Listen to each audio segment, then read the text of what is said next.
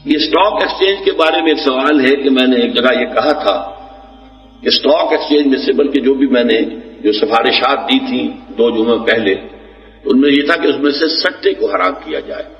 دیکھیے stock exchange خود اپنی جگہ پر جائز ہے یا ناجائز، یہ مسئلہ جو ہے یہ حل ہوگا اس حوالے سے کہ جو میں نے عرض کیا تھا 2 جمعے پہلے اپنی تقریر میں کہ ایک اسلام قانونی سطح پر وہ ہے جو دور ملوکیت میں جو فقہ نافذ ہوئی اور مرتب ہوئی اس کے تحت حلال اور حرام.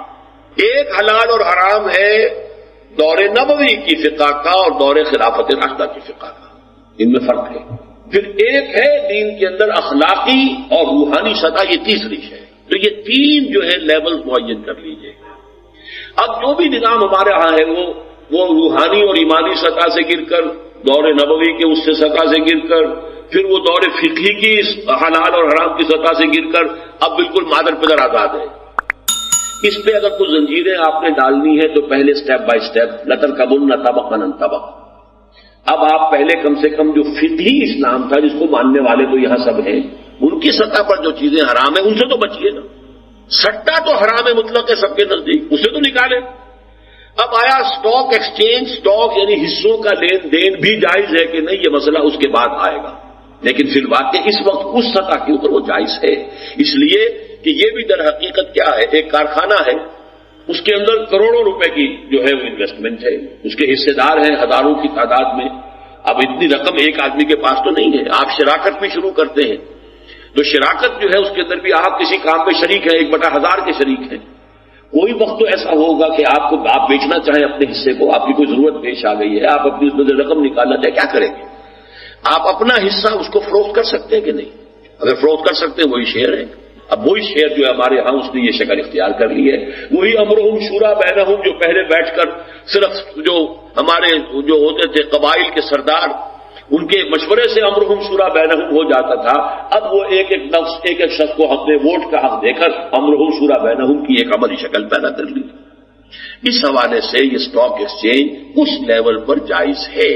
آپ کی ایک حصے داری ہے ایک کام میں، آپ اپنے اس حصے کی حد تک اس سے اپنی جو ہے ملکیت کسی دوسرے کو ٹرانسفر کرنا چاہتے ہیں.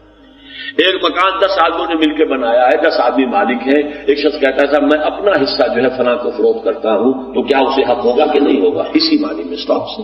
البتہ یہ کہ اسٹاک جس کمپنی کا ہے، جس فرم کا ہے، وہ اس کا کاروبار بھی حلال ہے کہ نہیں ہے. اب یہ تو پھر سیکنڈری باتیں ہوتی چلی جائیں گی نا، آگے کیا ہو رہا ہے اس کے اندر.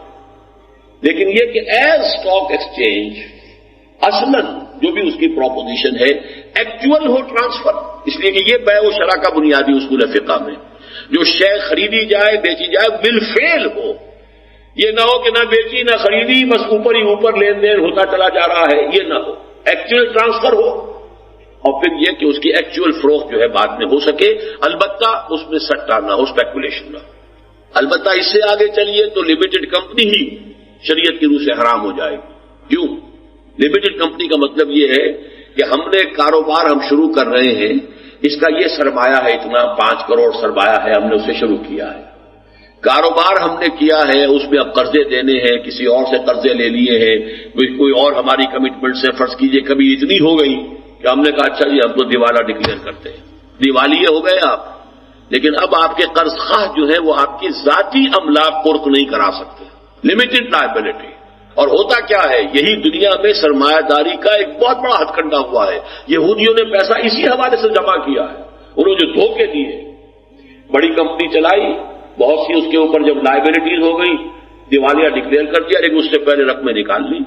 اب آپ کی ذاتی جو ملکیت ہے، آپ کی کوٹھیاں ہیں، آپ کی جائیداد ہے، آپ کا یہ وہ قرق نہیں ہو سکتا. وہ تو جو بھی لمیٹڈ لائبلٹی ہے اس کی حد تک ہی وہ قرقی ہو سکتی ہے. وہ روپے میں پیسہ ملے، روپے میں آنا ملے لوگوں کو، اسی پر آپ کو خراج کرنی پڑے گی. اسلام میں شراکت ہے، کبھی ختم نہیں ہوگا معاملہ. آپ کی اپنی ذاتی املاک بھی اگر وہ نقصان اتنا ہو گیا ہے اور قرضے اتنے چڑھ گئے ہیں تو تمام شرکاء کو اس کی لائبلٹی اپنی ذاتی املاک کی حد تک بھی قبول کرنی پڑے گی. تو جتنے بھی یہ لا ضرر ولا ضرارا جہاں بھی دھوکے کے اندیشے ہیں وہ سارے اسلام نے سدباب کیا ہے کہ کاروبار صاف ہو، ستھرا ہو، پاک ہو، اور اس کے اندر یہ دھوکہ دہی کے امکانات ختم کر دیے جائیں۔ لمیٹڈ کمپنی ایز سچ جو اس وقت کی لمیٹڈ کمپنی ہے وہ جائز نہیں ہے، اور یہ سارے شیئر لمیٹڈ کمپنیز کے ہیں، لیکن اصلاً کوئی شراکت کی بنیاد پر اگر لمیٹڈ کمپنی بنے گی یا لمیٹڈ نہ کہیے شراکت ہوگی، کمپنی بنے گی شراکت کے اصول پر، اب اس کی حصے داری بھی تو ہوگی نا، اس حصے کی خرید و فروخت جائز۔